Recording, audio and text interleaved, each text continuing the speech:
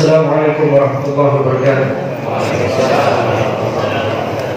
Innal hamdalillah nahmaduhu wa nasta'inuhu wa nastaghfiruh wa na'udzu billahi min shururi anfusina wa sayyiati a'malina may yahdihillahu fala mudilla lahu wa may yudlil fala hadiya lahu wa asyhadu an la ilaha illallah wahdahu la syarika lahu wa asyhadu anna Muhammadan abduhu wa rasuluh. Allahumma salli wa sallim ala sayyidina Muhammad wa ala alihi wa sahbihi ajma'in. Amma ba'd.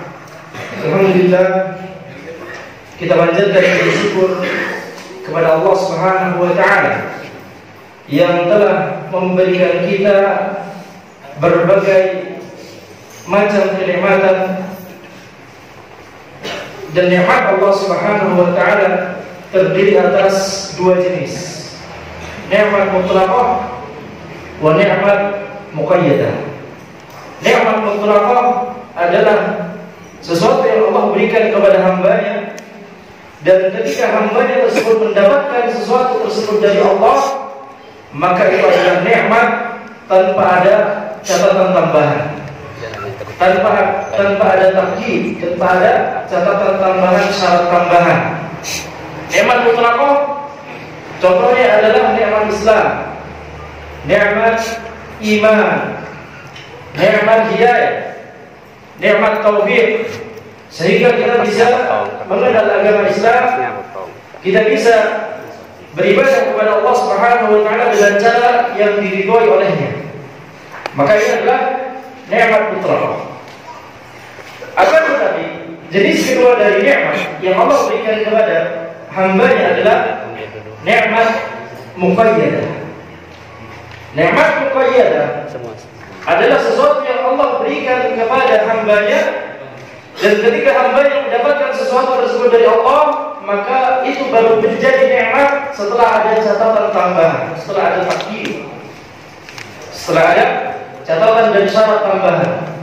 Catatannya adalah jika hamba tersebut menggunakan sesuatu tersebut untuk kebaikan, untuk Allah Subhanahu wa taala. Misalnya nikmat harta, kekayaan, kesehatan, waktu luang, maka ini semua adalah sesuatu yang Allah berikan kepada hambanya, baru menjadi nikmat jika hambanya tersebut menggunakannya untuk menolong agama Allah, untuk beribadah kepada Allah, untuk menolong sesamanya. Maka ini adalah nikmat muqayyadah. Dan dua jenis nikmat ini harus kita syukuri, karena itu semua adalah pemberian dari Allah Subhanahu wa taala. Maka dalam kajian kita malam ini, insyaallah di masjid yang semoga diberkahi oleh Allah Subhanahu wa taala ini, kita akan membahas sebuah tema yang sangat penting, sebuah tema yang banyak kaum muslimin di zaman ini yang tidak memiliki pengetahuan yang detail di dalamnya. Tema tersebut adalah tentang Al-Imam Syafi'i rahimahullah ta'ala, Imam Ahlussunnah, murid dari Imam Malik rahimahullah, murid dari muridnya Abu Hanifah rahimahullah. Abu Hanifah memiliki dua murid yang paling berprestasi, Abu Yusuf dan Muhammad Asy-Syaibani rahimahullah. Dan Al-Imam Syafi'i sempat berguru kepada Muhammad bin Hasan, tidak sempat bertemu dengan Abu Hanifah rahimahullah.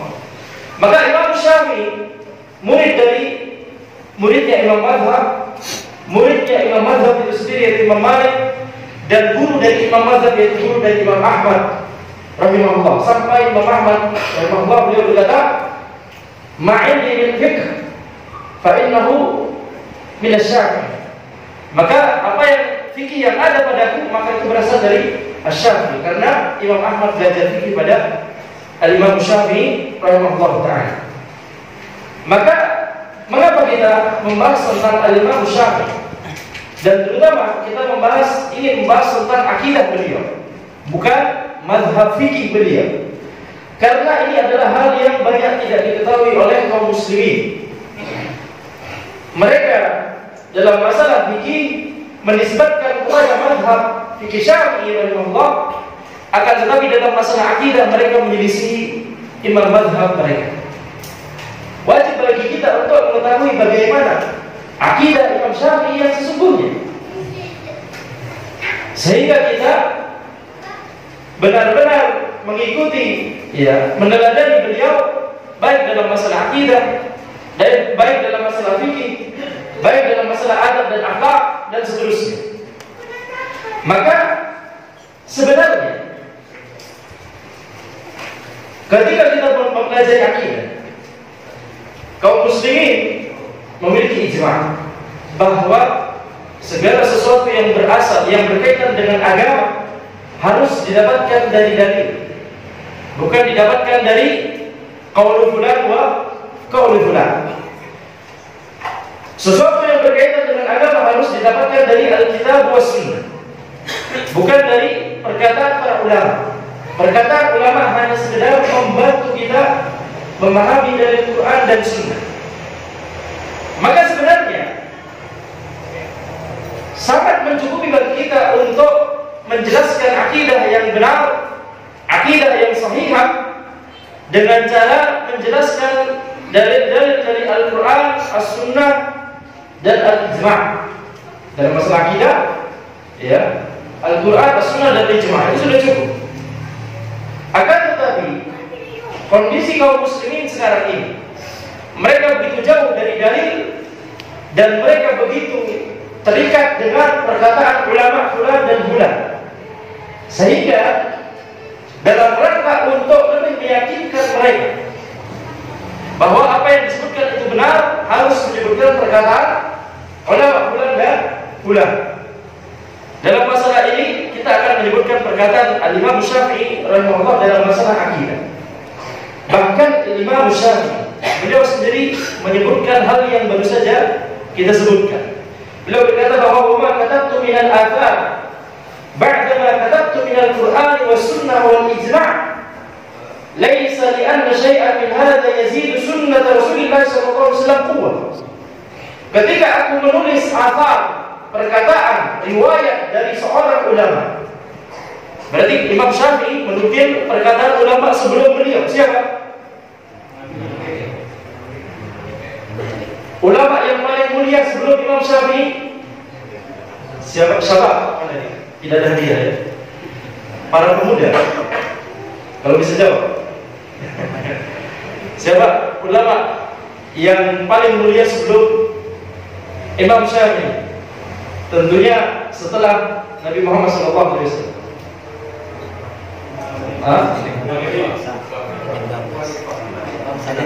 Abu Hanifah, ulama yang paling mustahid yang paling mustahid sebelum Imam Syafi'i. Anas bin Malik, Abu Hurairah. Sebut saja terus, ya, sampai kenal. Baik.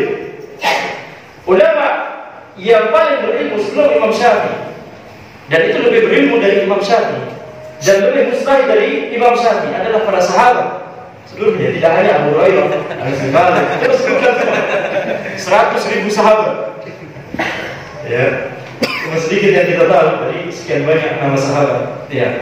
Maka Al-Imam Syafi'i beliau berkata, tidaklah aku menulis athar, riwayat dari para ulama setelah aku menuliskan Al-Quran, As-Sunnah, Al-Ijma' dalam sebuah permasalahan. Ketika aku menulis riwayat-riwayat tersebut, tidaklah nukilan-nukilan riwayat tersebut membuat sunnah Nabi SAW tambah kuat, karena memang sudah kuat.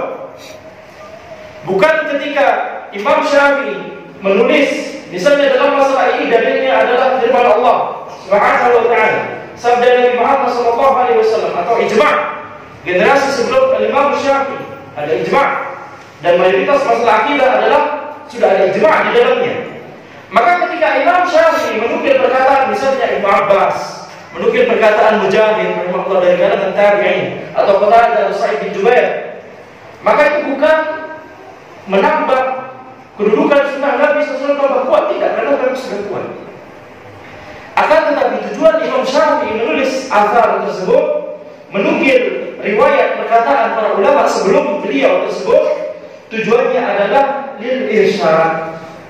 Ya, walakinna rajawna al-thawab fi irsyad man sami'a ma katabna. Akan tetapi kami berharap pahala ketika kami bisa memberikan petunjuk, ya, yaitu petunjuk ilmu, petunjuk penjelasan, bukan petunjuk taufik, karena itu dari Allah Subhanahu wa taala. Akan tetapi di sini petunjuk yang bersifat ilmu, penjelasan kepada orang-orang yang membaca apa yang kami tulis tersebut. Jadi intinya supaya seorang makin yakin. Kenapa? Karena banyak orang memiliki sifat ghaflah, memiliki sifat jauh dari dalil. Ketika mereka jauh dari dalil, disampaikan dalil saja tidak cukup. Harus disampaikan siapakah ulama sebelum kita yang mengatakan pendapat ini. Nah, mana tahu dalilnya, akan tapi siapa ulama yang mengatakannya. Baru setelah tahu siapa ulama yang mengatakannya, baru kita yakin. Ini saja sebenarnya adalah posisi yang salah, sikap yang salah. Menurut Al-Imam Syafi'i rahimahullah, harusnya dalil saja sudah cukup. Al-Quran, As-Sunnah, apalagi ada ijma'. Ijma' adalah kesepakatan para ulama mujtahid. Kesepakatan para ulama mujtahid, bukan kesepakatan seluruh kaum muslimin. Ya, hal beda. Seandainya seluruh orang awam dari kaum muslimin yang jumlahnya sebagian besar semuanya bersepakat dalam satu pendapat, akan tapi ulama mujtahidin menyepakati pendapat yang berbeda, maka pendapat orang awam tidak teranggap. Wujuduhu ka'adami, adanya seperti tidak ada. Tak yakin, tidak dianggap. Ya, Anda tidak berani bicara bahasa Madura karena sudah lama tidak berbahasa Madura. Khawatirnya lahan jadi. Baik, maka tapi ini sekali bisa. Maka ya, ijma' adalah kesepakatan ulama mujtahid. Ketika dalam sebuah permasalahan para ulama menyebutkan bahwa dalam masalah ini ada ijma', tidak boleh ada ulama di generasi berikutnya yang menyebutkan pendapat kedua. Ijma' adalah dalil yang kuat. Itu mengapa Imam Syafi'i ketika beliau menyebutkan ketika sudah ada Al-Quran, As-Sunnah dan ijma' itu sudah cukup. Bahkan ketika hanya disebutkan ijma' itu sudah cukup, karena ijma' itu adalah ya maksum, sebagaimana hadis Nabi Muhammad SAW maksum. Syekhul Islam Ibnu Taimiyah rahimahullah, beliau berkata, ya, imma yakuna an ma'sumin hadis Nabi SAW idza sahha isnad wa ijma' sahabat wa tabi'in idza thabata niqal, ya, atau kama qala, bermakna yaitu sesuatu yang maksum itu bisa berupa hadis Nabi Muhammad SAW jika sahih isnadnya, sahih sanadnya, atau ijma' sahabat dan tabi'in jika memang di situ ada ijma'. Jadi sesuatu yang sudah ada ijma' tidak boleh dilanggar sama sekali. Sebagaimana berkata Al-Juwayni, Imam Al-Haramain, seorang ulama besar madzhab Syafi'i, beliau berkata dalam kitab Al-Waraqah, ya, wa amal ijma' huwa ittifaqu ulama al-'asr 'ala hukm al-haditsah wa na'ni bil ulama al-fuqaha wa na'ni bil haditsah asy-syar'iyyah wa ijma'u hadhihi al-ummah hujjatun duna wa imma li qawli sallallahu alaihi wasallam la tastabi ummati 'ala ad-dhalal wa syar'u warada bi ismi hadhihi al-ummah wal ijma'u hujjah 'ala al-asl al-thani fi ayyi asl kana. Al-Imam Al-Haramain Al-Juwayni beliau berkata, ijma' itu adalah kesepakatan ulama dalam sebuah generasi tentang hukum syar'i tertentu, dan ijma' itu adalah hujjah, adalah dalil yang sangat kuat. Karena Nabi Muhammad SAW telah bersabda, la tastabi'u ummati 'ala ad-dhalal, tidaklah umatku ini bersepakat di atas kesesatan. Maka ketika sudah ada ijma' dalam sebuah generasi, dalam generasi sahabat misalnya atau tabi'in, dan sebagian besar perkara akidah sudah ada ijma' dari kalangan sahabat, maka ketika sudah ada ijma', kemudian ada ulama generasi berikutnya yang menyebutkan pendapat kedua menjadi pioner dalam masalah akidah, itu pasti sesat. Seseorang yang menjadi pioner dalam masalah akidah yang tidak disebutkan sebelumnya, padahal sudah ada ijma' sebelumnya, dia menyebutkan pendapat kedua, maka pada hakikatnya dia berkata, dalam masalah ini yang benar baru saya saja, umat kaum muslimin sebelum saya semuanya salah. Dan itu menyelisihi hadis Nabi Muhammad SAW, la tastabi ummati 'ala ad-dhalal, tidaklah umatku ini bersepakat di atas kesesatan, kata Nabi Muhammad SAW. Maka Ketika sudah ada ijma', itu sudah sangat mencukupi. Akan tetapi, sebagaimana yang kita sebutkan, sangat penting bagi kita untuk mengetahui perkataan Al-Imam Syafi'i sebelum kita, ya, karena bisa jadi orang di luar sana, kaum muslimin di luar sana belum yakin kalau belum mendengar atau membaca perkataan Al-Imam Syafi'i rahimahullah ta'ala. Akan tetapi sebelum kita masuk ke dalam poin-poin akidah Imam Syafi'i rahimahullah, kita hendak menyebutkan bahwa Imam Syafi'i adalah orang yang insaf. Orang yang insaf, bukan insaf, ya. Insaf, yaitu orang yang adil, orang yang objektif. Ketika tampak kebenaran di hadapan beliau, beliau mengambilnya. Beliau berkata, "Ma nadhartu ahadan qat illa 'ala nasihah." Tidaklah aku berdiskusi dengan orang lain kecuali ini untuk dalam rangka nasihat. Ya. Beliau berkata, "Ma nazartu ahadan qad illa ahbabtu an yuwaffaq wa yusaddad wa yu'an." Tidaklah aku berdiskusi dengan seseorang kecuali aku menginginkan bahwa dia diberikan taufik, dia diberikan sadaq, ya, diberikan pendapat yang benar, wa yu'an, dan ditolong oleh Allah Subhanahu wa ta'ala. Wa yakuna 'alaihi ri'ayah min Allah wa hifdzi. Dan aku menginginkan bahwa Allah Subhanahu wa ta'ala menjaganya. Wa ma nadhartu ahadan illa wa la ubali bayyana Allahu al-haqqa 'ala lisani aw lisani. Dan tidaklah aku berdiskusi dengan seseorang kecuali aku tidak peduli apakah Allah Subhanahu wa ta'ala akan menjelaskan al-haq, kebenaran, melalui lisanku atau melalui lisan dia. Jadi Imam Syafi'i adalah orang yang objektif.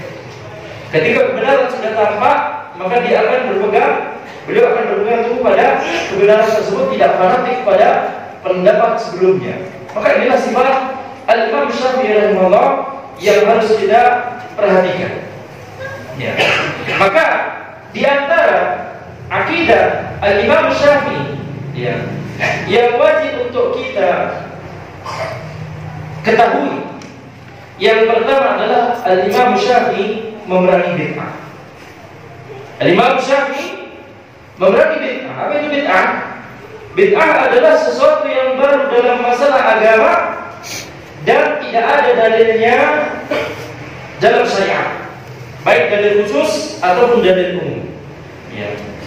Jadi ada 3 komponen dari definisi bid'ah. Yang pertama adalah sesuatu yang baru. Yang kedua, dalam masalah agama, dan yang ketiga tidak ada dalilnya baik secara terperinci ataupun secara global. Jadi bid'ah adalah sesuatu yang baru dalam masalah agama yang tidak ada dalilnya. Kalau masalah dunia, maka silakan berinovasi. Ya, sehingga tidak boleh ada perkataan antum bahas bid'ah, melarang bid'ah, antum kalau mau naik haji naik unta saja. Ya. Pertama, unta tidak bisa kita gunakan untuk naik haji, karena unta tidak bisa berenang. Baik, bisa terbang juga. Ya. Sehingga inovasi dalam masalah dunia itu bukan yang kita bicarakan. Yang dibicarakan di sini adalah inovasi dalam masalah agama. Tentunya banyak sekali kaidah-kaidah bid'ah yang harus kita perhatikan supaya kita tidak salah paham dengan perkataan para ulama ketika membahas kata bid'ah. Ya, tetapi itu butuh 3 sesi sendiri untuk membahas. Antum siap sampai jam 12 malam? Tentu tidak, ya. Maka kita langsung saja. Abu Thawr rahimahullah. Abu Thawr adalah salah satu sahabat Imam Syafi'i. Beliau berkata, "Laula anna Allah 'azza wa jalla manna 'alayya bis-Syafi'i, la laqaitu Allah wa ana dhal." Seandainya Allah Subhanahu wa ta'ala tidak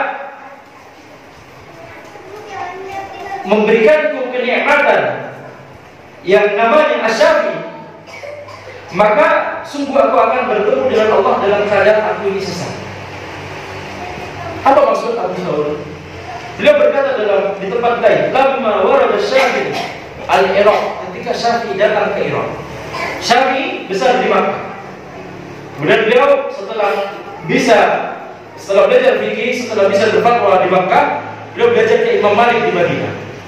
Kemudian beliau balik lagi ke Makkah, kemudian baru beliau ke Irak, di mana di sana tersebar mazhabnya Abu Hanifah, Ahlul Ra'i.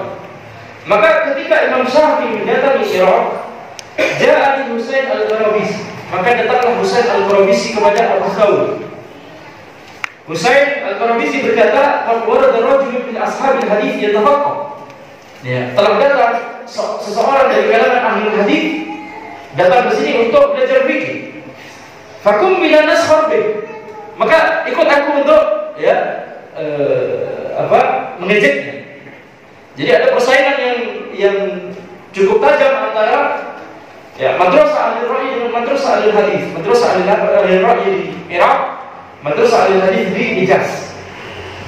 Fasalah Husain an masalah. Kemudian Husain bertanya kepada Syafi'i dalam sebuah masalah, ingin ngetes. Falam yazal Asy-Syafi'i yaqul qala Allah qala Rasulullah sallallahu alaihi wasallam. Kemudian Asy-Syafi'i selalu menjawab qala Allah qala Rasulullah, qala Allah qala Rasulullah, begitu seterusnya. Maka hatta azlam 'alaina al-bait, maka rumah itu serasa sesak dan gelap bagi kami karena kalah debat. Ya. Niatnya untuk mengejek, akan tetapi selalu dijawab dengan hujjah dalil oleh Al-Imam Syafi'i rahimahullah. Fatarukna bid'atana wa taba'na. Maka Abu Thawr berkata, maka kami tinggalkan bid'ah kami dan kami ikuti beliau, Imam Syafi'i. Jadi Imam Syafi'i sangat perhatian dalam masalah akidah. Sehingga salah ketika orang-orang yang mengaku pengikut mazhab Syafi'i di zaman ini bicara bid'ah saja langsung alergi. Ada sedikit. Yang bicara bid'ah pertama itu Nabi Muhammad sallallahu alaihi wasallam ahdatha fi amrina hadza ma laysa minhu fawara. Man 'amila 'amalan laysa 'alaihi amruna fawara. Masih enggak tahu di sini. Hadis kelima di Arba'in Nawawi. Hadis kelima di Arba'in Nawawi. Hadis keempat ada yang hafal? Hadis keempat. Siapa? Ya, sebutkan. Ini langsung tawadhu semua ya. Langsung tawadhu, Masya Allah. Ya. Nah, Anda mengambil zahirnya ya. Jadi Al-Imam Syafi'i beliau memiliki perhatian yang besar dalam masalah lurusnya akidah. Ketika ada pendapat yang tidak ada dalilnya, sesuatu yang baru dalam masalah agama yang tidak ada dalilnya, beliau akan bantah dengan qala Allah qala Rasulullah, qala Allah qala Rasulullah sallallahu alaihi wasallam. Ya. Kuntu ana wa Ishaq bin Rahawayh wa Husain al-Qarabisi wa dzakara jama'ah min al-Iraqiyyin ma tarakna bi'atan hatta ra'ayna asy-Syafi'i. Abu Thawr berkata di tempat yang lain, aku bersama Ishaq bin Rahawayh, bersama Husain al-Qarabisi dan beberapa ulama lainnya dari kalangan orang-orang Irak, tidaklah kami meninggalkan bid'ah kami kecuali setelah kami melihat Asy-Syafi'i. Setelah diberikan penjelasan oleh Imam Syafi'i. Apakah hanya sekedar melihat kemudian meninggalkan bid'ah? Tidak. Kan tadi kata Imam Syafi'i menjelaskan ilmunya. Itulah yang dilakukan oleh Imam Syafi'i. Oleh karena itu ketika kita hendak mengikuti ilmu Imam Syafi'i, maka ikuti juga dalam masalah sikap beliau ketika menghadapi bid'ah. Di antara poin akidah, tentunya banyak sekali poin akidah yang disebutkan oleh para ulama tentang Imam Syafi'i. Akan tetapi kita tidak bisa menjelaskan semuanya. Maka kami hendak sebutkan beberapa masalah yang penting. Yang pertama, Al-Imam Syafi'i rahimahullah melarang bangunan di atas kuburan. Ya.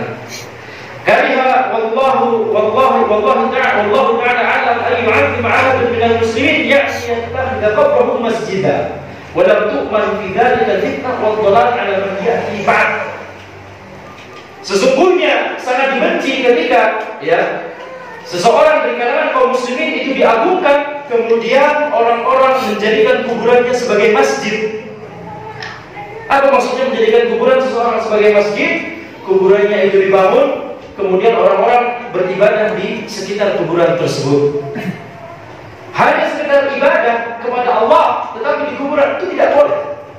Para ulama ijma', orang yang keluar dari rumahnya dalam rangka berniat untuk beribadah di kuburan, para ulama ijma' dia telah berdosa. Ini hanya sekedar niat saja, masih baru di rumahnya. Ya. Apalagi sudah melakukan, kecuali yang dikecualikan, seperti misalnya sholat jenazah di kuburan tidak masalah, kecuali yang dikecualikan dari. Tapi kaidah umumnya adalah tidak boleh ibadah di kuburan.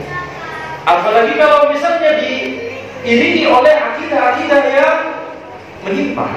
Seperti misalnya doa baru diijabah atau lebih mudah diijabah oleh Allah jika kita berdoanya di samping kuburan wali ini. Wali, ya. Wali siapa? Tidak penting. Intinya kita paham kaidah. Baik. Karena belum tentu wali songo mengajarkan hal tersebut. Bisa jadi wali songo adalah orang-orang yang mendakwahkan tauhid, tapi makin lama ya cerita makin berubah gitu ya. Sanadnya munqati, mu'dal ya. Sanadnya terputus dan memang tidak ada sanadnya. Baik. Maka Imam Syafi'i melarang seseorang untuk membangun bangunan di atas kuburan. Akan tetapi apa yang terjadi? Ya, Imam Syafi'i di sini beliau berkata, tidaklah walam tu'man fidzalika fitnah. Ya. Musibah ya bisa jadi menimpa ketika seseorang membuat bangunan di atas kuburan. Hanya sekedar membuat bangunan. Asy-Syafi'i rahimahullah beliau berkata, walam tu'man fidzalika fitnah. Wa dhalal. Ya, tidak. Ya, kita tidak merasa aman bahwa nanti bisa jadi ada fitnah atau kesesatan, fitnah atau kesyirikan. Kesyirikan dan kesesatan yang akan terjadi setelahnya ketika kuburan itu dibangun, ditinggikan dan seterusnya. Dan itulah yang terjadi. Al-Imam Syafi'i hanya sekedar menjelaskan di sini, kita tidak menjamin nanti ke depannya akan terjadi, ya, bisa jadi ada kesyirikan dan sebagainya. Imam Syafi'i berkata begitu karena di zaman beliau belum terjadi. Tapi kalau seandainya ya kita melihat, seandainya beliau melihat kondisi kaum muslimin saat ini, kuburan dibangun, ya dibikin kubah, dibuat tirai, ya ada curkoncen, bisnis, ya. Maka ya ada kesesatan di situ dan penyimpangan berdoa kepada ya wali atau sekedar menganggap bahwa doa di sekitar situ lebih mudah dijawab oleh Allah. Ini semua adalah penyimpangan dalam masalah akidah. Dan lihatlah apa yang dilakukan oleh Muhammad Al-Fatih. Siapa itu Muhammad Al-Fatih? Ya, salah satu khalifah dinasti Ottoman, Utsmaniyah. Dinasti Ottoman, nah, jasa-jasanya besar dalam rangka menjaga kaum muslimin di zaman di mana kaum muslimin sudah mulai melemah. Akan tetapi kita harus memahami juga bahwa orang-orang ya Harokiyun yang suka pergerakan maksudnya orang-orang bergerakan ya, sangat mengagung-agungkan dinasti Ottoman, menganggapnya sebagai model khilafah yang teladan. Betul tidak? Betul? Model khilafah yang sangat ideal, teladan, kita ingin kembali ke sana, kaum muslimin jaya dan sebagainya. Betul? Jadi kita dengarkan dari mereka. Tahukah kita bahwa dinasti Ottoman dari awal sampai akhir dipenuhi akidah sufi, kuburiyun. Muhammad Al-Fatih ketika beliau menaklukkan Konstantinopel, beliau menemui seorang syekh sufi, menanyakan di mana kuburan Abu Ayyub Al-Ansari sahabat. Syekh sufi ini kemudian dia berkata kepada Muhammad Al-Fatih, "Ana diberikan kasyaf, ditampakkan oleh Allah di mana letak kuburannya." Kita sudah tidak aneh dengan yang seperti ini di Madura ya. Kasyaf, ditampakkan. Kemudian ruh ana bertemu dengan ruhnya Abu Ayyub Al-Ansari. Ini kata Syekh Sufi, disebut oleh para ulama. Ruh ana bertemu dengan ruhnya Syekh Sufi, kemudian ruh ana bertemu dengan ruhnya Abu Ayyub Al-Ansari radhiyallahu anhu. Ya, kemudian setelah itu yakin bahwa lokasinya di sini, aku beritahu kepada Muhammad Al-Fatih lokasinya. Kemudian Muhammad Al-Fatih menuju ke lokasi tersebut. Kemudian Muhammad Al-Fatih membangun kubah yang besar di atas bangunan, di atas kuburan tersebut, membuat bangunan di atas kuburan tersebut, dan orang-orang membiarkan memfasilitasi orang-orang untuk beribadah di sekitar kuburan tersebut. Kuburiyun.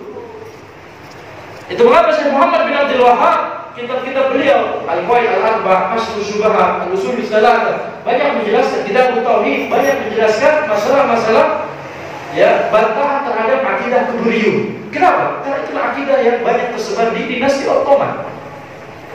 Tarekat Sufiyah dan akidah kuburiyah itulah yang mewarnai dinasti Ottoman, akidah resmi negara. Ya.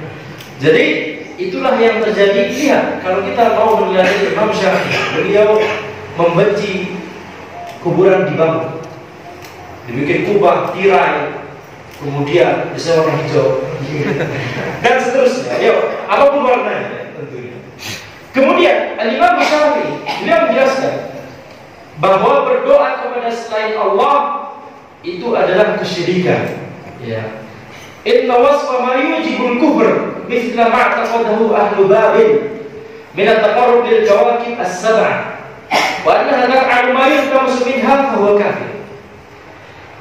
Di antara sifat yang merupakan kekafiran, kekufuran adalah seperti yang diyakini oleh ahlu Babil, penduduk Babil, penduduk Babylon, yang disebutkan di surat Al-Baqarah, di mana mereka belajar sihir dari dua malaikat yang memang dikirimkan oleh Allah Subhanahu wa taala untuk menguji dan mengetes mereka. Maka mereka ahlu Babil, mereka bertakarrub kepada al-kawakib as-sab'ah, bintang 7. Bukan merek, ya.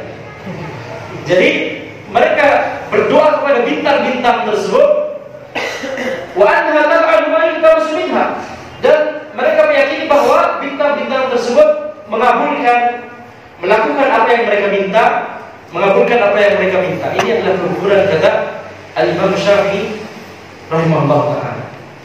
Berdoa kepada selain Allah. Dan lihat, di beberapa buku panduan Wali Songo kita temukan ada lafaz doa yang menyebutkan ya Allahumma sholli wa sallim ala sayyidina Muhammad dan seterusnya. Kemudian ya Syekh Abdul Qadir Al-Jailani, ya lindungilah aku dan seterusnya. Berdoa kepada siapa? Syekh Abdul Qadir Al-Jailani. Nah, orang awam tidak tahu bahasa Arab. Kita ngomong permisi aja dengan amin, ya. Yang dalam bahasa Arab, gitu ya. Apapun yang dalam bahasa Arab, ini berarti doa. Kebanyakan orang awam seperti itu. Kalau memang tidak benar-benar tidak tahu, semoga Allah mengampuni. Akan tetapi kita juga di samping itu wajib bagi kita untuk belajar ilmu syar'i. Tidak terus-menerus dalam kebodohan. Ya. Kebodohan, kejahilan itu seperti itu adalah hal darurat. Seperti mohon maaf, makan baru. Tidak kemudian kita makan babi itu apa? Baru boleh kalau darurat. Kita sudah mau sekarang mau mati, cuma ada babi, ya sudah makan. Tapi makan itu harus makan secukupnya, jangan sampai kenyang. Ya, mumpung ada babi. Tidak boleh. Maka demikian kejahilan. Kejahilan itu adalah hal darurat. Seharusnya kita hilangkan dengan cara belajar ilmu syar'i. Jangan puas diri dengan yang penting kan Anda tidak tahu, tidak usah belajar, lebih baik Anda tidak tahu. Kalau Anda tahu, nanti Anda tahu diharum. Ini diantara pemahaman yang salah. Ya, kan dia tidak meyakini bahwa apa yang disyariatkan oleh Allah itu adalah membawa maslahat dan menghilangkan madarat. Kalau ada orang tidak tahu bahwa selama ini dia punya penyakit, kemudian diberitahu bahwa antum sakit ini dengan penyakit ini dan ini obatnya, kira-kira dia berterima kasih atau tidak? Kira-kira dia akan berkata, oh seandainya Anda tidak tahu, Anda tidak perlu minum obat. Tidak ada orang berpikir seperti itu. Ya, maka dia perlu meyakini bahwa apa yang diperintahkan oleh Allah, apa yang dilarang oleh Allah, itu semua dalam rangka mendatangkan maslahat dan menghilangkan madarat. Ya. Kemudian poin akidah Al-Imam Syafi'i dari perkataan beliau juga adalah beliau melarang untuk bertabarruk dengan benda-benda atau tabarruk dengan orang soleh selain Nabi Muhammad SAW. Ya, tabarruk meminta keberkahan itu dari Allah Subhanahu wa taala. Dan tabarruk yang utama, meminta keberkahan yang utama adalah ibadah. Tabarruk yang utama adalah ibadah. Ibadah itu sendiri adalah kita sedang bertabarruk kepada Allah Subhanahu wa taala, minta berkah kepada Allah Subhanahu wa taala, ngangkat berkah kepada Allah Subhanahu wa taala, itu ibadah. Akan tetapi yang terjadi di kaum muslimin di zaman ini, mereka tidak sholat 5 waktu atau malas ke masjid, Tapi ketika bicara tabarruk, mereka semangat tabarruknya ke tabarruk yang syirik ataupun yang tidak dituntunkan oleh Nabi Muhammad SAW. Ini terbalik. Sesuatu yang disyariatkan justru dia tidak melakukan, sesuatu yang dilarang justru dia lakukan. Tabarruk yang diperintahkan justru dia tinggalkan, yaitu apa? Ibadah, menuntut ilmu syar'i, sholat 5 waktu, ke masjid, laki-laki gitu ya. Justru dia tinggalkan itu. Tapi ya, ketika dia mau tabarruk, justru dia ke kuburan wali, kuburan orang soleh, mengusap lisannya, mencium. Maka ini adalah ya hal-hal yang terlarang. Mencium sesuatu itu hanya boleh ketika untuk mencari keberkahan, hanya untuk ya hal-hal yang memang ada dalilnya. Contohnya Hajar Aswad. Hajar Aswad.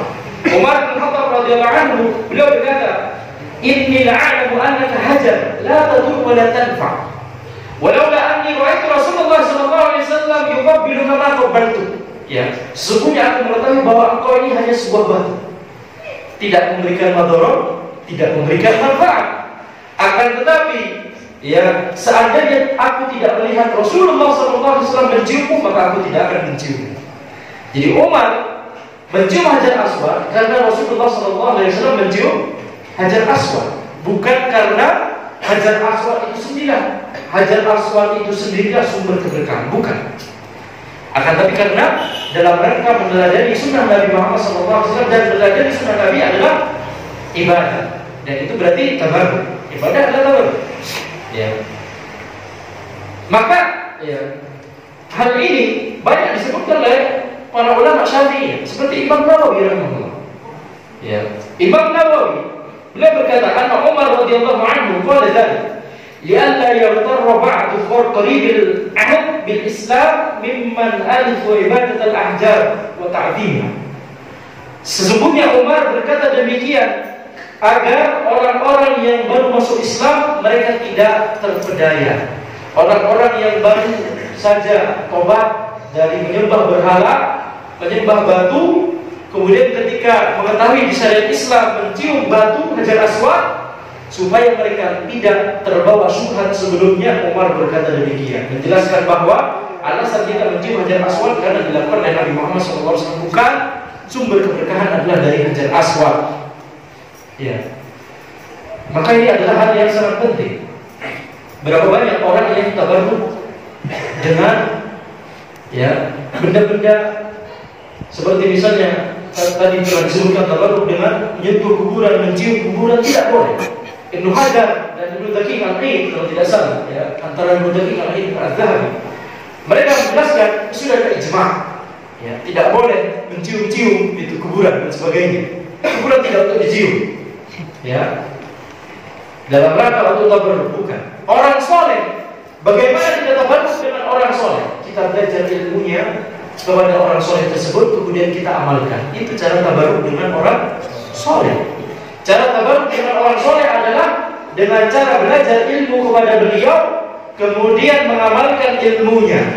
Itu cara tabarruk dengan orang soleh, bukan salaman dengan orang soleh kemudian ya, kemudian air liurnya, sebagian orang Syiah bahkan menjadikan kotoran orang soleh kemudian dibadur-badurkan, ya. Ada videonya, silahkan cari sendiri kalau tidak jijik, ya. Maka ini bukan tabarruk yang benar dengan orang soleh.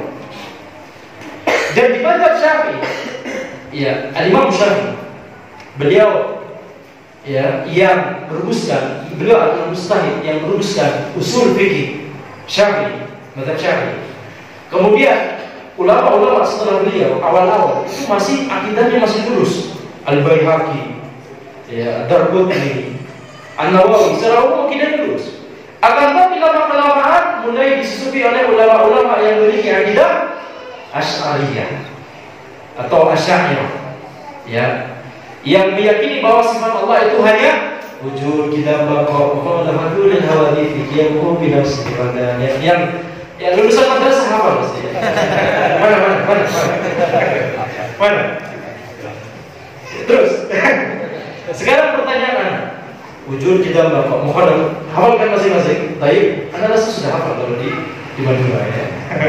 Pertanyaannya, adakah sifat rahmat Allah? Disebutkan di sini, rahmat. Sifat ridho, berarti Allah tidak punya sifat ridho, sifat rahmat.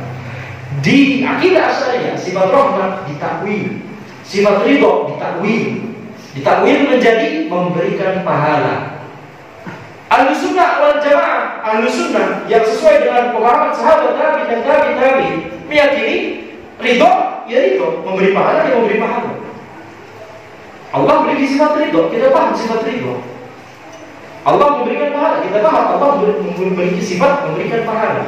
Ini adalah dua sifat yang berbeda. Tidak boleh sifat ridho ditakwil, sifat rahmat ditakwil, kejauhan takwilnya. Ini adalah pemahaman yang salah. Ya, karena Imam Syafi'i ketika beliau mendapati sebuah dalil, beliau akan mengambil makna zahirnya terlebih dahulu, tidak boleh mentakwil tanpa ada dalil lain. Contohnya Imam Syafi'i berkata, bahwa ketika sudah ada ayat Al-Quran, maka tidak boleh untuk memahaminya wal Quran ala zahir, bahwa Al-Quran itu adalah sesuai zahirnya. Hatta ta'tiya dalalatun minhu aw sunnah aw ijma' bi annahu ala batin dun zahir. Al-Quran itu harus kita pahami sesuai zahirnya.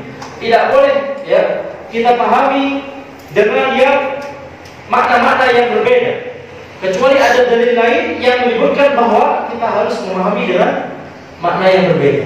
Seperti misalnya Allah Subhanahu wa taala menyebutkan di Al-Quran bahwa Allah memiliki sifat tangan.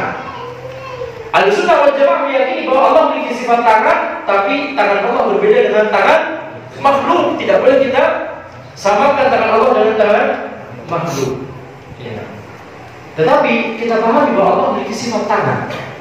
Yadullahi fawqa aydihim. Allah Subhanahu wa taala berfirman, tangan Allah di atas tangan-tangan mereka. Tapi tidak boleh kita takwil. Ini yang disebutkan tadi, mentakwil, memahami dengan makna lain, padahal tidak ada dalilnya. Contohnya adalah memahami tangan di situ, di ayat tersebut dengan makna kekuatan Allah, pertolongan Allah, kekuasaan Allah. Jawaban dari tangan ke kekuatan, kekuasaan, pertolongan, tidak ada dalilnya. Makanya tidak boleh dalam masalah sifat Allah Subhanahu wa taala, nama dan sifat Allah Subhanahu wa taala. Jadi itu adalah poin yang sangat penting, yaitu adalah kita tidak boleh bertabaruk kepada orang soleh selain Nabi Muhammad SAW. Seandainya bertabaruk kepada orang soleh selain Nabi SAW itu dibolehkan, maka sesungguhnya para sahabat akan bertabaruk dengan Abu Bakar, dengan Umar, dengan Utsman, dengan Ali. Akan tapi tidak pernah ada riwayatnya dari mereka bahwa mereka bertabaruk dengan para khulafaur rasyidin.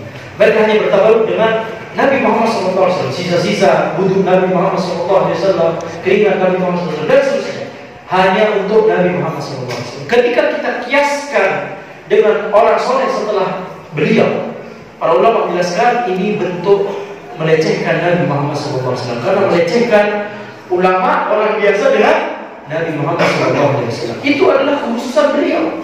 Kekhususan beliau bahwa tabaruk dengan bekas-bekas kekhususan beliau. Tidak boleh kita kiaskan orang setelah beliau, bukan Nabi, kita kiaskan dengan Nabi Muhammad SAW. Itu pelecehan kepada Nabi Muhammad SAW.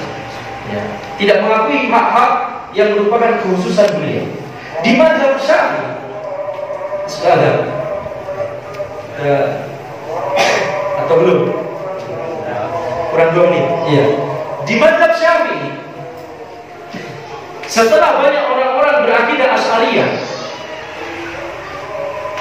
menulis kitab fikih sesuai dengan mazhab, mereka mengikuti fikih Syafi'i dalam masalah fikih, tapi mereka tidak mengikuti akidah Syafi'i.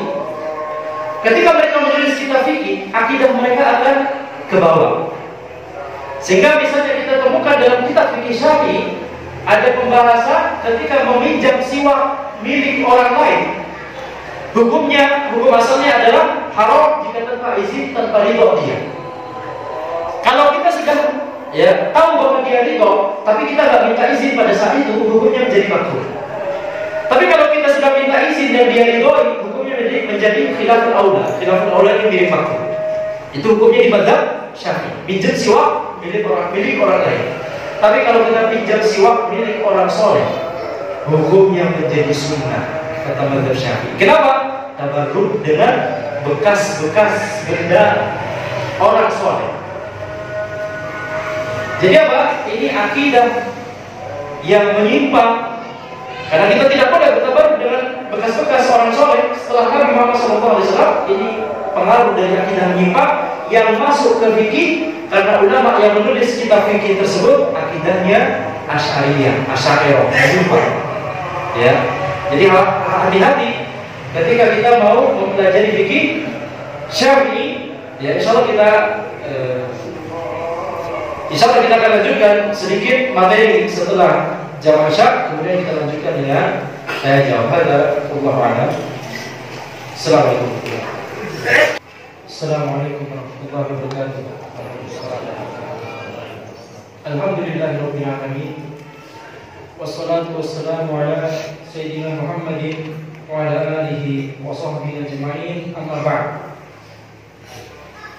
Di antara masalah akidah yang kita memiliki qaul dari Imam Syafi'i rahimahullah adalah masalah tawaf.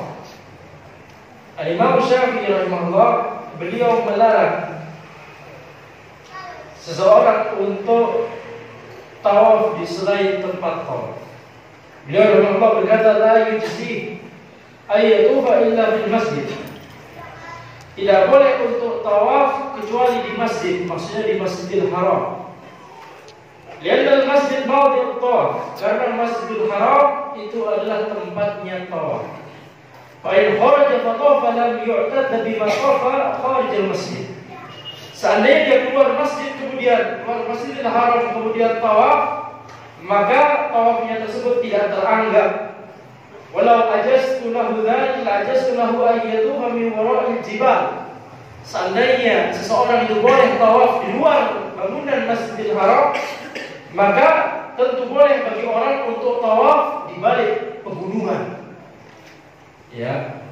Idza lam yakhruj minal haram, selama masih di dalam daerah tanah haram Makkah. Maka tawaf itu tidak boleh, ya, fi ghairi maudhi'it tawaf, tidak boleh di tempat selain tempatnya tawaf, yaitu di sekeliling Ka'bah. Di dalam Masjidil Haram, di luar Masjidil Haram tidak boleh. Maka ini adalah kaidah umum yang termasuk di dalamnya tidak boleh tawaf, ya, mengelilingi kuburan Nabi Muhammad SAW di Madinah misalnya. Walaupun itu di Masjid Nabawi Madinah, tidak boleh kita tawaf mengelilingi kuburan Nabi Muhammad SAW. Tidak boleh juga tawaf mengelilingi kuburan orang soleh atau wali di tempat-tempat lain. Apakah ada orang yang melakukan ini? Banyak. Tawaf mengelilingi kuburan, biasanya untuk, ya, entah itu pesugihan, entah itu apa. Intinya tidak, ini adalah sesuatu yang wakil, sesuatu yang terjadi. Maka kalau, ya, tawaf mengelilingi kuburan Nabi Muhammad SAW saja tidak boleh, apalagi kuburan orang selain Nabi Muhammad SAW, lebih tidak boleh lagi. Kaidah umumnya adalah tidak boleh tawaf di tempat selain tempat tawaf. Tempatnya tawaf itu adalah di sekeliling Ka'bah, di dalam Masjidil Haram, tidak boleh di luar. Oleh karena itu para ulama Syafi'iyah mereka berkata bahwa seperti misalnya Ar-Razi dan selainnya, ketika misalnya kita sudah di Masjidil Haram, lebih baik kita memperbanyak tawaf daripada memperbanyak sholat. Nah, keduanya sama-sama ibadah, tapi tawaf hanya bisa dilakukan di Masjidil Haram. Kita pindah ke Madinah sudah tidak bisa, kita geser ke Jeddah sudah tidak bisa, kita keluar Masjidil Haram saja sudah tidak bisa. Kita hanya bisa tawaf di tempat itu, tapi kalau kita sholat bisa dimanapun. Ya. Kemudian hal yang disebutkan oleh Imam Syafi'i dalam masalah akidah juga adalah masalah sufi dan tasawuf. Masalah sufi dan tasawuf. Beliau ketika di zaman beliau di Irak, beliau memutuskan untuk pindah ke Mesir. Karena beliau mendapati orang-orang, ada sekelompok orang di Irak yang mulai bernyanyi-nyanyi. Mereka menabuh alat musik, ya, dan itu adalah sebab Al-Imam Syafi'i rahimahullah meninggalkan Irak. Beliau berkata, "Khalaftu bil Iraq syai'an yusamma at-tawbir." Aku meninggalkan Irak dan aku meninggalkan sesuatu yang bernama tawbir. Oke, baik, tawbir di Irak. Apa itu? Tawbir adalah semacam alat musik yang digunakan oleh orang-orang sufi di zaman itu untuk berkumpul kemudian bernyanyi-nyanyi dengan alat musik tersebut. Wadu'an zanadiqah. Lihat bagaimana Imam Syafi'i menyebut orang sufi tersebut, para orang sufi di zaman beliau. Al-Imam Syafi'i menyebutkan tawbir alat musik tersebut dibuat oleh zanadiqah, orang-orang zindik. Yushgiruna bihin nas 'anil Qur'an, membuat orang lalai dari Al-Qur'an. Ini prakteknya orang sufi di zaman beliau. Hanya ngumpul, kemudian nabung-nabung alat musik, membuat orang lalai dari Al-Quran. Itu saja sudah membuat beliau gak betah pindah ke Mesir, dan itu saja sudah dicela oleh beliau. Orang yang membuat alat musik tersebut, orang yang melakukan kegiatan-kegiatan sufi tersebut, beliau sebut orang-orang zindik. Gimana kalau misalnya beliau tahu apa yang dilakukan oleh orang sufi setelahnya? Ya, lebih parah lagi.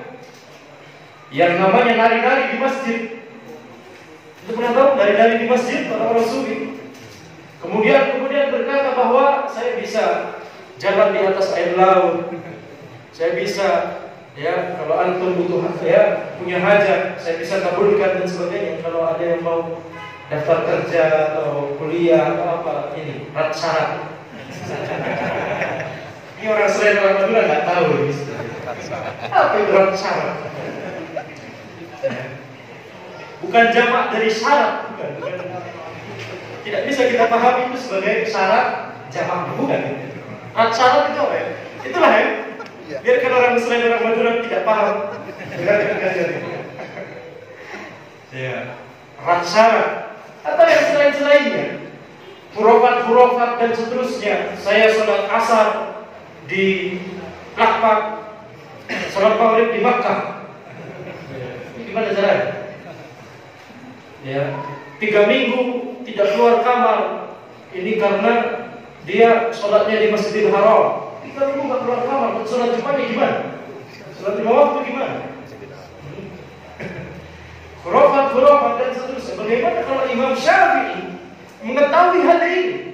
Orang cuma ngumpul-ngumpul pakai alat-alat musik, ditabur-tabur begitu. Beliau sudah mencelanya dengan orang-orang zindik.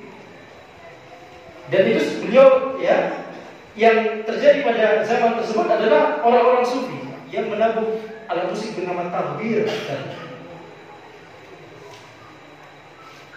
Bagaimana jika beliau mengetahui apa yang dilakukan oleh orang-orang sufi setelahnya? Ya, na'udzubillah min dzalik. Maka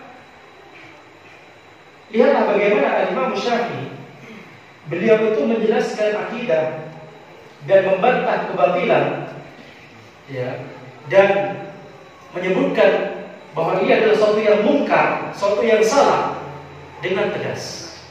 Akan tetapi memang penyimpangan di zaman beliau tidak sebanyak penyimpangan di zaman setelahnya. Itulah mengapa sebab kita tidak memiliki banyak nukilan yang terperinci dari Imam Syafi'i dalam masalah akidah.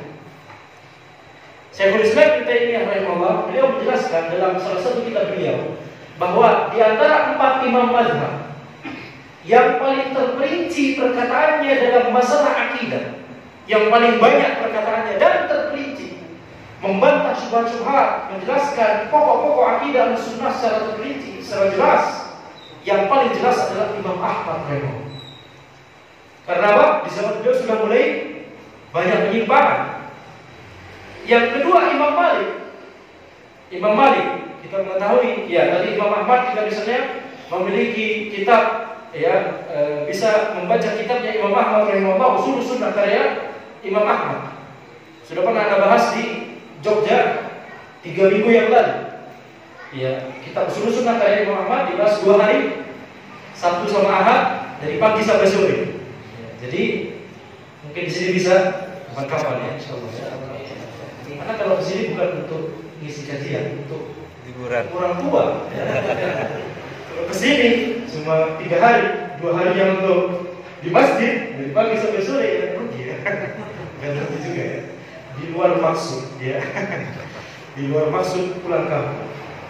Maka Imam Ahmad memiliki kitab Musnad, memiliki kitab Ushul Sunnah, terperinci sekali perkataan beliau dalam masalah akidah.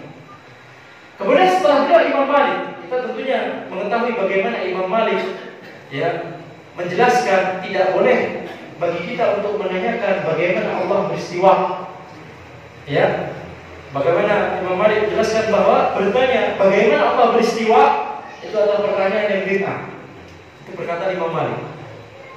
Jadi Imam Ahmad yang pertama yang paling jelas dalam masalah akidah tulisannya, karena sudah banyak penyimpangan. Kemudian yang kedua Imam Malik, dan selisihnya sangat besar. Ya, selisihnya sangat besar, selisih tulisan mereka. Ya, jadi kalau dibandingkan karya-karya Imam atau tulisan Imam Ahmad dan tulisan Imam Malik dalam masalah akidah, jauh lebih banyak Imam Ahmad. Tapi Imam Malik juga banyak. Kemudian nomor 3 adalah Imam Syafi'i, dengan selisih yang juga besar antara Imam Syafi'i dan Imam Malik. Mengapa? Karena tadi Imam Syafi'i beliau tinggalnya di Makkah, pindah ke Madinah, pindah ke Makkah lagi. Masya Allah, orang-orang belum banyak begitu ada penyimpangan. Baru ketika beliau ke Irak, baru nemu orang-orang Sufi. Jadi sedikit beliau ya mendapati ada penyimpangan. Jadi Imam Syafi'i, walaupun akidah beliau lurus al-sunnah wal jamaah, akan tetapi tulisan beliau kurang terperinci karena itu, karena tidak ada faktor yang membuat beliau harus menulis akidah, kecuali yang kita sebutkan tadi. Beberapa penyimpangan sudah beliau lihat sendiri di zaman beliau. Dan yang paling sedikit adalah Imam Abu Hanifah. Itu mengapa ini sangat berpengaruh kepada para pengikut Imam mazhab tersebut setelah mereka. Orang-orang yang mazhabnya Hambali, Imam Ahmad bin Hanbal, mereka secara rata-rata akidahnya lurus.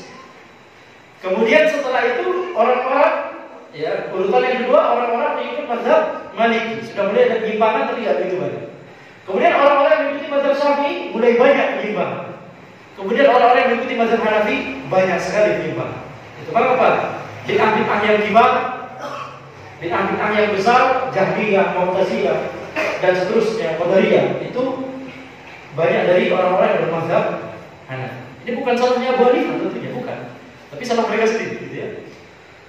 Akan tetapi banyaknya atau seberapa terperinci tulisan seorang imam mazhab dalam masalah akidah itu sangat berpengaruh kepada akidah orang-orang yang bermazhab setelah beliau dengan mazhab beliau tersebut. Itu mengapa kita di Indonesia mayoritas bermazhab Syafi'i. Walaupun sudah banyak kita temukan dalam kehidupan sehari-hari, sebenarnya kita banyak juga mengamalkan mazhab Hambali. Ya. Tapi kita lihat, ya, ketika kita mendapati banyak dari orang-orang di negeri kita bermazhab Syafi'i, atau bahkan kita sendiri belajar fikih dengan kitab fikih Syafi'i, mazhab Syafi'i, maka yang harus kita ingat adalah kita harus berusaha lebih keras untuk belajar akidah supaya apa? Supaya akidah kita lurus. Ketika kita mengatakan perkataan tadi, Imam Ahmad yang paling terperinci tulisan akidahnya, kemudian Imam Malik, kemudian Imam Syafi'i, kemudian Imam Abu Hanifah, bukan berarti orang yang bermazhab Hambali akidahnya pasti lurus. Bukan berarti orang yang bermazhab Syafi'i akidahnya pasti banyak penyimpangan, bukan. Tapi yang bisa kita katakan adalah orang yang belajar fikih Syafi'i, dia harus belajar lebih keras untuk mempelajari akidah yang lurus, supaya dia tidak terpengaruh oleh pemahaman-pemahaman yang menyimpang ketika dia belajar fikih dari kitab fikih Syafi'i, karena bisa jadi yang telah kita sebutkan tadi, penulis kitab fikih tersebut memasukkan atau sedikit terpengaruh akidah yang menyimpang. Dia tulis masalah fikih, tapi terpengaruh dari akidahnya yang menyimpang. Contohnya apa tadi yang kita sebutkan? Menjadi siwak milik orang soleh. Masalah siwak, bab siwak itu masuk dalam masalah fikih. Kita bertohor, bab siwak dalam masalah fikih. Tapi ini hukum sunnah. Ketika kita pinjam siwak milik orang soleh, itu didapatkan dari akidah penulis kitab fikih tersebut yang meyakini bahwa boleh tabaruk dengan benda-benda bekas orang soleh setelah Nabi Muhammad SAW. Jadi yang bisa kita katakan, kita tidak mengatakan orang belajar fikih Syafi'i pasti menyebut, tidak. Tapi kalau mau belajar fikih Syafi'i harus belajar ekstra lebih keras untuk belajar akidah. Tentunya yang paling mudah untuk kita supaya akidah kita lurus memang belajar fikih Hambali, karena perkataan Imam Ahmad dalam masalah akidah itu sudah sangat terperinci. Kemudian para ulama setelah beliau Al-Qadhi Abu Ya'la Al-Farrah, kemudian murid beliau Al-Ghazali, kemudian murid beliau ya Abdul Qadir Al-Jailani. Nah, Abdul Qadir Al-Jailani itu ulama mazhab Hambali, bukan Syafi'i. Banyak dikultuskan oleh orang-orang di sini yang bermazhab Syafi'i, tapi Abdul Qadir Al-Jailani adalah ulama yang akidahnya lurus bermazhab Hambali. Jadi Qadhi Abu Ya'la Al-Farrah, kemudian Al-Ghazali, kemudian Abdul Qadir Jailani ini guru murid. Terus Abdul Qadir Jailani punya murid Ibnu Qudamah menulis kitab Al-Bughni yang sangat terkenal. Yang Al-Iz bin Abdis Salam, seorang ulama besar Syafi'i, berkata, aku tidak bisa berfatwa dengan tenang kecuali aku sudah membaca kitab Al-Muhalla karya Ibnu Hasan dan Al-Bughni karya Ibnu Qudamah. Kemudian Ibnu Qudamah ya sezaman dengan atau mirip ya satu zaman dengan kakeknya Syekhul Islam Ibnu Taimiyah, Majduddin Syekhul Islam Ibnu Taimiyah. Al-Muwaffaq bin Qudamah punya sepupu namanya Syamsuddin bin Qudamah, penulis kitab Fathul Ahkam. Kemudian ya kakeknya Syekhul Islam punya cucu Syekhul Islam Ibnu Taimiyah, Syekhul Islam Ibnu Taimiyah punya murid Ibnu Qayyim, punya murid Ibnu Katsir, Ibnu Katsir bermadzhab Syafi'i dan seterusnya. Para ulama mazhab Hambali banyak ulama-ulama yang tidak lurus. Mengapa? Ketika belajar fikih mazhab Hambali lebih mudah untuk memiliki akidah yang lurus. Ya, jadi kebanyakan ustaz sunnah ketika mengajarkan fikih biasanya pakai kitab apa? Belakas al-fikih kayak Syekh Fauzan, Minhajus Shalikin kayak Syekh Sa'di, atau kitab-kitab lain. Itu kebanyakan backgroundnya memang Hambali. Ya. Dan kita di Indonesia ini banyak pendapat-pendapat yang sebenarnya bukan mazhab Syafi'i. Kebanyakan fikih muamalat itu dari fikih Hambali. Kebanyakan fikih muamalat itu dalam masalah itu adalah pendapat dari mazhab Hambali atau salah satu pendapat dari mazhab Hambali. Jadi kalau mau benar-benar 100% mazhab Syafi'i, kita kalau misalnya belanja ke supermarket ngasih barang mau beli kitab ini misalnya, yang alhamdulillah kalau di supermarket jual kitab ya, dan rokok, ngasih kitab, kemudian oleh kasirnya diapain? Di scan, tip, kemudian kita kasih uang, kemudian kasirnya kasih kembali, dia tidak ngomong apa-apa. Di mazhab Syafi'i jual beli seperti itu tidak sah. Barang yang kita ambil haram, uang yang kita kasih ke dia haram untuk dia gunakan. Ini mazhab Syafi'i. Apalagi kalau belanja online. Belanja online gimana? Cuma klik doang. Cuma klik aja, ya. Setelah itu apa? Transfer. Apakah lisan kita ngomong? Ijab kabul itu harus dengan lisan kalau di mazhab Syafi'i. Apakah lisan kita ngomong? Tidak, cuma klik. Habis itu kapan? Barangnya kapan? Nyampe 2 hari lagi. Itu haram, tidak sah jual beli seperti itu di mazhab Syafi'i. Tapi yang membolehkan Syekhul Islam Ibnu Taimiyah.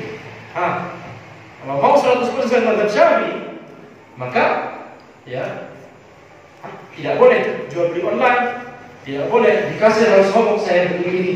Iya Pak, saya sudah tahu kata kasir. Atau misalnya dalam fikih muamalah MUI, tanya fatwa-fatwa MUI yang itu bukan mazhab Syafi'i. Contohnya apa? Contohnya misalnya mengatakan bahwa untuk menghalalkan tabungan emas, menabung emas di Pegadaian, MUI mengeluarkan fatwa menggunakan prinsip atau kaidah bahwa emas bukan benda ribawi. Karena emas baru bisa menjadi benda ribawi kalau dia digunakan sebagai mata uang. Kalau sudah tidak digunakan lagi sebagai mata uang seperti kita di zaman ini, maka emas bukan benda ribawi. Dengan begitu kemudian bisa langsung menghalalkan ya tabungan emas di pegadaian. Tapi di fatwa-fatwa MUI yang lain, emas masih dianggap sebagai benda riba. Ini namanya kontradiksi dalam berfatwa, ya, yaitu PR kepada orang-orang MUI, ya. Jadi tidak semua fatwa-fatwa MUI itu adalah ya mazhab Syafi'i. Dan mazhab Syafi'i dalam masalah aurat perempuan, wajah perempuan itu aurat. Di mazhab Syafi'i, wajah perempuan itu aurat, sehingga wajib ditutup. Pakai apa? Pakai cadar. Jadi mazhab Syafi'i. Mau menerapkan 100% mazhab Syafi'i? Ya. Jadi ketika di masalah-masalah yang tidak ada yang sesuai, bilang, ayo kita bermazhab Syafi'i. Tapi di masalah-masalah yang tidak sesuai, tidak apa-apa kita. Banyak orang di zaman ini yang demikian. Ada melihat, ini yang bisa kami sampaikan. Silakan jika ada pertanyaan.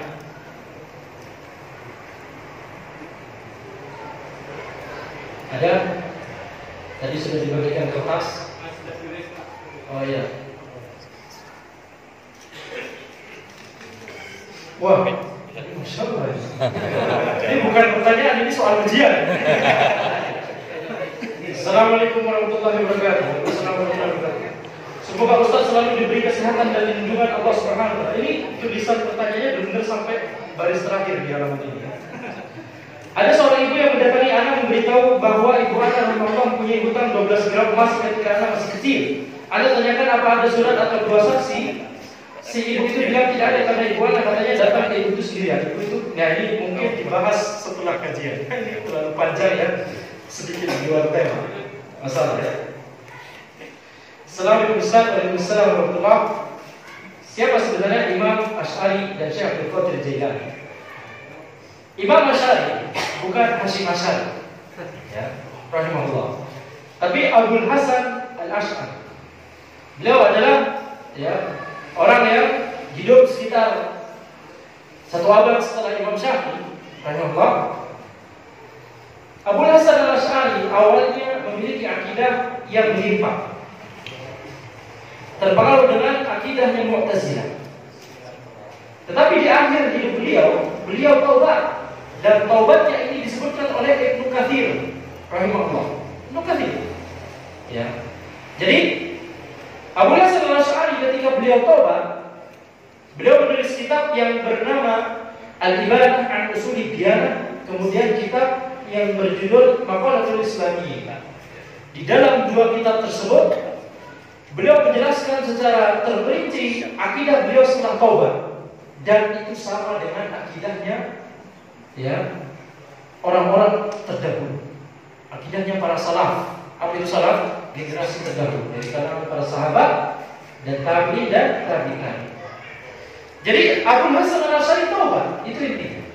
Orang di zaman ini di Indonesia, orang-orang Asy'ariyah atau Asy'ariyah, mereka disebut Asy'ariyah karena mereka memiliki akidah, mengikuti akidahnya Abdul Hasan Al-Asy'ari sebelum taubat. Jadi kalau mau memang mengikuti Abdul Hasan Al-Asy'ari, harusnya kita taubat juga. Baca itu kitab Al-Ibanah, baca itu kitab Maqalatul Islamiyyin. Abdul Hasan Al-Asy'ari tidak hanya menetapkan sifat yang 12 atau 20 yang disebutkan tadi, wujud kitab Bapak dalam titik yang mobil dan seterusnya. Abdul Hasan Al-Asy'ari menetapkan sifat-sifat Allah yang lainnya juga, sifat tangan, sifat melihat, ya, dengan penglihatan yang tidak seperti makhluk, sifat tangan dengan tangan yang tidak seperti tangan makhluk, dan seterusnya. Baca, ya. Jadi itulah akidahnya Abdul Hasan Al-Asy'ari yang paling update, ya. Akan tetapi orang-orang Asy'ariyah di Indonesia, ketika kita sebutkan ini kitab Al-Ibanah, antum bisa baca sendiri. Apa sekarang argumen antum? Mereka berkata, kitab ini dipalsukan oleh Wahabi. Kitab ini dipalsukan oleh orang-orang Saudi, gitu. Yang percetakannya dari Saudi. Ini mesti ngarang-ngarang orang Saudi. Oke, bisa. Disebutkan oleh Ibnu Katsir jauh sebelum negara Saudi terbentuk. Ya. Juga Ibnu Katsir bahwa Abdul Hasan Al-Asy'ari taubat dan seterusnya. Ini adalah fakta yang tidak bisa diingkar. Jadi Itulah Abu Hasan al-Asy'ari. Adapun Syekh Abdul Qadir Jailani sudah kita sebutkan tadi, beliau adalah salah satu ulama Hambali, akidah yang lurus, ya, dan beliau berlepas diri dari akidah-akidah yang dinisbatkan oleh orang-orang Sufi atau Asy'ariyah kepada beliau. Ya. Sama seperti Ali berlepas diri dari Syiah. Assalamualaikum warahmatullahi wabarakatuh. Tolong nasihati anak agar terhindar dari fitnah Khawarij. Caranya belajar terperinci akidah, terutama yang berkaitan dengan masalah ulil amri. Ketaatan, mendengar dan taat kepada ulil amri. Di antara syubhat Khawarij adalah mereka berkata bahwa kalau pemimpin Muslim baru kita mendengar dan taat kepada dia, baru kalau dia itu pemimpin yang syar'i. Kalau tidak syar'i, maka tidak mendengar dan tidak taat. Itu kata Khawarij zaman ini. Tapi para ulama, misalnya Syekh Ibrahim Al-Bahaili, Rahimahullah Ta'ala, beliau menjelaskan pembagian pemimpin Muslim menjadi syar'i, tidak syar'i, dan pemimpin kafir itu tidak ada di zaman dahulu. Ini adalah pembagian yang bid'ah. Pembagian yang benar adalah pemimpin Muslim yang adil, pemimpin Muslim yang zalim, kemudian pemimpin kafir. Pemimpin Muslim yang adil, kita wajib mendengar dan taat. Pemimpin Muslim yang zalim, kita wajib mendengar dan taat. Pemimpin kafir, kita tidak wajib mendengar dan taat. Tapi kalau kita berada di negeri kafir, misalnya kita kuliah ke sana atau berdagang ke sana, kita menaati peraturan dalam rangka ini untuk mewujudkan maslahat dan menghilangkan madharat, tanpa mengimani bahwa dia adalah ulil amri, karena dia kafir, orang kafir. Ya. Jadi itu di antara akidah yang harus kita pahami. Di antara masalah yang harus kita pahami supaya kita tidak terjebak ke syubhat Khawarij.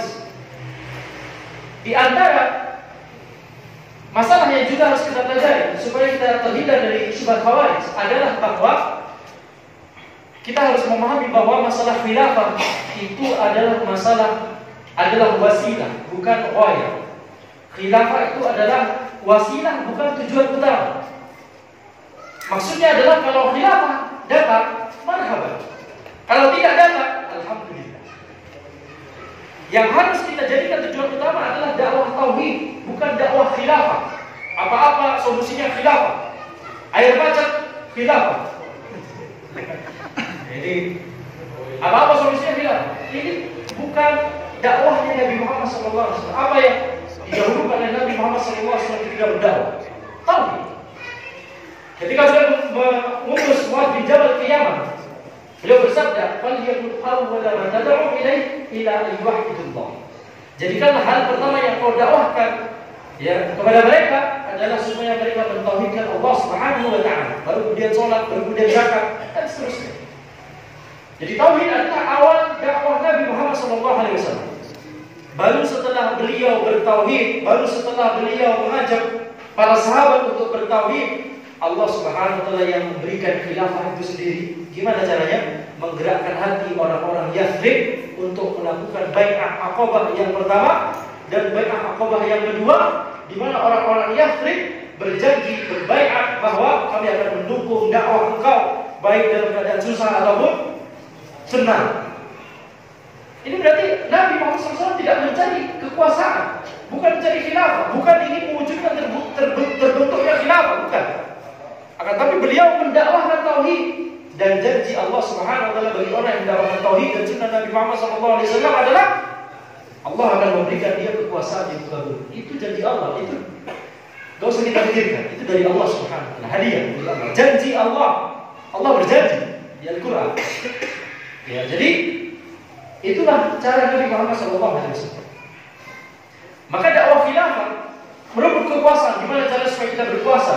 Dakwah tidak akan berjalan lancar kalau kita tidak punya kekuasaan. Ini syubhatnya orang-orang Khawarij, syubhatnya orang-orang Harokiyun, orang-orang pergerakan. Ini adalah kesalahan. Berapa banyak Nabi dan Rasul yang memiliki kekuasaan selama hidup mereka? Berapa? Kita hitung. Yang pertama, Nabi Daud. Siapa lagi? Nabi Sulaiman. Siapa lagi? Nabi Yusuf jadi menteri, wazir. Siapa lagi? Nabi Muhammad SAW. Siapa lagi? Siapa lagi? Cuma 4. Nabi Musa saja. Cuma 4 yang kita tahu. Nabi dan Rasul selainnya yang berjumlah 124.000. Di dalil di hadis sahih disebutkan jumlah Nabi 124.000. Yang kita tahu namanya cuma 25. Mereka semua tidak memiliki kekuasaan. Bahkan di antara mereka yang hanya ada punya 2 pengikut, hanya ada 1 pengikut, ada Nabi yang tidak punya pengikut sama sekali. Tapi akidah Ahlussunnah wal Jamaah adalah Nabi dan Rasul adalah orang-orang yang dakwahnya paling sukses. Orang yang dakwahnya paling sukses adalah Nabi dan Rasul. Walaupun mereka di antara mereka ada yang tidak memiliki pengikut, walaupun banyak dari mereka yang tidak sampai mewujudkan kekuasaan, kekhilafahan, menjadi khalifah, itu bukan tujuan utama dakwah. Kalau itu datang, marhaban. Kalau tidak, alhamdulillah. Berbeda dengan dakwah sebagian orang yang menjadikan ini tujuan utama, agenda utama. Dai harus mengajak masyarakat supaya menegakkan khilafah. Ini adalah kesalahan dalam masalah manhaj. Salah. Penyimpangan dalam masalah manhaj dakwah. Bukan hanya kesalahan, penyimpangan. Kenapa? Menyelisihi manhajnya Nabi Muhammad SAW dalam berdakwah. Ya. Jadi masalah khilafah. Nah, masalah khilafah itu hukum asalnya adalah wajib bagi kaum muslimin untuk memiliki satu khilafah. Untuk seluruh kaum muslimin di muka bumi. Kalau itu mampu untuk dilakukan. Seperti misalnya daerahnya masih berdekatan. Tapi kalau daerahnya sudah jauh, seperti yang misalnya terjadi pada dinasti Abbasiyah di Timur Tengah dengan dinasti Andalus di mana? Di Spanyol. Itu masing-masing punya khalifah sendiri. Mengapa Imam Mazhab tidak mendakwahkan? Ayo, kita harus satukan. Tidak boleh khilafah ada 2. Yang satu khilafah khalifah Abbasiyah, yang satu khalifah Andalusiyah. Mengapa Imam Mazhab itu di zaman Imam Mazhab? Mengapa mereka tetap fokus pada dakwah tauhid dan tetap fokus mengajarkan fikih, bukan mengajarkan ayo kaum muslimin bersatu di bawah bendera, satu bendera, kita wujudkan khilafah. Kita harus satukan Abbasiyah dan Andalusiyah. Itu bukan tujuan utama. Ana melihat untuk membuat seseorang menjadi khalifah itu harus persetujuan ahlul halli wal aqd. Apa itu ahlul halli wal aqd? Ahlul halli wal aqd adalah orang-orang yang memiliki pengaruh yang besar di sebuah negeri, yang ketika orang-orang ini, ahlul halli wal aqd ini bersepakat bahwa dialah pemimpinnya, maka orang-orang satu negara sepakat, orang-orang satu negeri sepakat. Contohnya misalnya di negeri kita dulu, Bung Karno, Bung Hatta rapat sama teman-temannya di Jalan Pegangsaan Timur di Jakarta. Ketika mereka mendeklarasikan negeri ini merdeka dari penjajahan orang kafir, seluruh rakyat di Indonesia semuanya setuju. Kenapa? Karena mereka adalah ahlul halli wal aqd. Orang yang memiliki pengaruh, yang ketika mereka bersepakat ini penguasa bagi negeri ini, seluruh rakyat setuju. Itu namanya ahlul halli wal aqd. Menjadi penguasa, menjadi khalifah itu harus berdasarkan persetujuan ahlul halli wal aqd. Kalau tidak, maka itu tidak sah secara syar'i. Jadinya seperti lelucon, seperti apa? Kerajaan Agung Sejagat dan Sunda Empire. Mereka mengklaim apa? Kami adalah penguasa seluruh bumi, seluruh negeri di muka bumi. Apa yang terjadi? Diketahui oleh orang-orang. Kenapa? Kekuasaan mereka tidak didasari oleh persetujuan ahlul halli wal aqd. Siapa ahlul halli wal aqd? Ini siapa itu orang? Ya, apa? Kerajaan. Jadi, karena apa kesalahan mereka? Mereka tidak memiliki ahlul halli wal aqd. Demikian pula ISIS. Ini baru tema utamanya ISIS. Anda jelaskan panjang ke sana untuk jelaskan ini. ISIS siapa? Pemimpinnya itu Al-Baghdadi siapa? Dia mengklaim bahwa dia adalah khalifah. Dia mengklaim bahwa dia mendirikan khilafah Islamiyah. Tapi apakah dibangun di atas ahlul halli wal aqd? Tidak. Orang-orang ketika mendengar berita ISIS, kita ketawa-ketawa. Ini siapa ini orang? Sama seperti kita ketawa dengan Sunda Empire dan Empire yang lain. Madura Empire, semoga nggak ada. Jadi kaum muslimin di zaman ini, walaupun terpisah-pisah, masing-masing punya ulil amri masing-masing, itu tidak masalah. Mendengar dan taat kepada masing-masing ulil amri. yang dilakukan oleh imam mazhab. Ulama di Andalus benar data kepada ulama di Andalus, ulama di Irak ya mendengar dataan kepada ulil amri di Irak di Timur Tengah. Maka demikian pula di zaman ini. Di zaman ini baru bisa terwujud khalifah yang membawahi seluruh kaum muslimin di seluruh dunia. Baru kalau ada satu kondisi terwujud, yaitu apa? Ahli hadis wal aqd dari seluruh negeri kaum muslimin berkumpul. Kemudian mereka bersepakat bahwa udah daripada kita pecah-pecah negeri kaum muslimin, kita bersatu di bawah satu khalifah dia. Dimana ketika orang-orang ini berkumpul, seluruh orang di negerinya masing-masing setuju, baru menjadi khalifah yang sah. Kalau tidak, kalau hanya sekedar klaim tanpa ada kesepakatan ahli hadis wal aqd yang dibuktikan dengan masih ada orang-orang atau mayoritas orang di sebuah negeri ketawa-ketawa mendengar klaim kekuasaan seperti kita ketawa mendengar klaim kekuasaan Sunda Empire, maka itu tidak sah kekuasaan.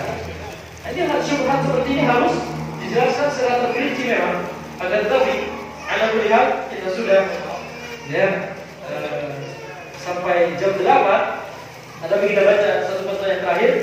Assalamualaikum warahmatullahi wabarakatuh. Waalaikumsalam warahmatullahi wabarakatuh. Ustaz, bagaimana hukum membaca doa qunut subuh? Jazakallahu khairan. Barakallahu fikum. Qunut subuh termasuk perkara fikih khilafiyah. Jumhur tidak mensyariatkan qunut subuh. Imam Syafi'i mensyariatkan qunut subuh. Akan tapi Imam Syafi'i beliau berkata, ketika hadis sahih telah datang kepada atau hadis yang jadi panutanku, yang jadi ya patokanku itu adalah hadis dhaif, maka tinggalkan. Maka itu kenapa para ulama setelah beliau, ulama Syafi'i itu sendiri, ya, itu ada yang memilih pendapat tidak kuncung, dan itulah pendapat yang rajih, pendapat yang lebih kuat dalilnya. Jadi kita ketika belajar fikih, tidak apa-apa belajar secara terkurikulum, terstruktur, menggunakan kitab fikih mazhab tertentu. Tapi kalau misalnya kita mendapati pendapat lain dalil yang lebih kuat menurut kita saat ini, menurut studi kita saat ini, kita sudah studi benar-benar dan kita nilai pendapat lain dalil yang lebih kuat, kita harus mengamalkan pendapat lain yang lebih kuat tersebut. Itulah wasiat Imam Syafi'i rahimahullah. Ya, jadi dalam masalah ini qunut subuh itu sebaiknya tidak diamalkan karena dalilnya lemah. Tapi kalau kita menjadi makmum di imam yang qunut subuh, tak masalah kita qunut subuh juga. Ya, para ulama menyebutkan kalau kita jadi makmum dan imam yang qunut subuh, maka kita qunut subuh juga. Akan tetapi itu dalam rangka kita mengikuti imam.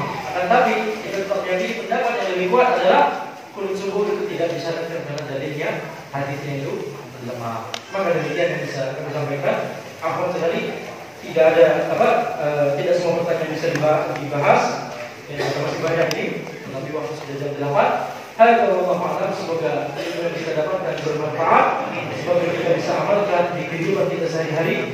Semoga Allah Subhanahu wa taala berkahi ilmu kita dan kehidupan kita. Subhanallahi wa bihamdihi.